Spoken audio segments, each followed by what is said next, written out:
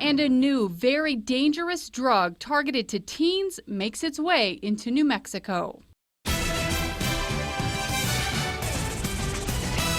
Good afternoon. That drug was a factor in the death of a 14-year-old girl who died after attending a party on the state fairgrounds more than a month ago. Recently released documents from state police point toward a drug overdose.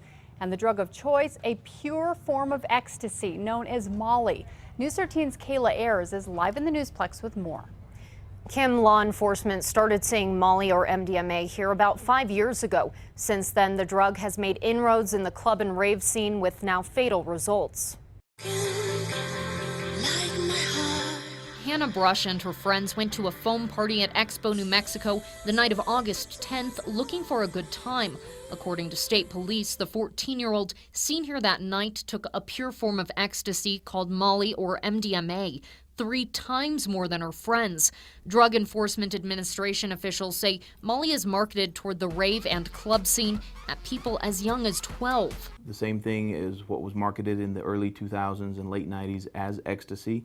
The biggest difference from what we're seeing from that to now is that this is the pure chemical found in powder form. A pure chemical form, DEA officials say, can be that much more dangerous. The police report on Hannah's death calls it an overdose. According to the report, Hannah's heart rate was more than 200 when paramedics rushed to help her. Since March, similar overdoses have happened at dance concerts around the country. Over Labor Day weekend, a New York festival was cut short after 2 young people took fatal doses of Molly. The drug has also been mentioned in music by pop stars like Miley Cyrus. DEA officials say with the prevalence of Molly in pop culture, it's that much more important for parents to keep a close eye on teens. As anything, you constantly hear that, feel that, see that, and it looks cool. You really don't know what's going to end up happening once you try it, and that's the biggest danger for children and for parents.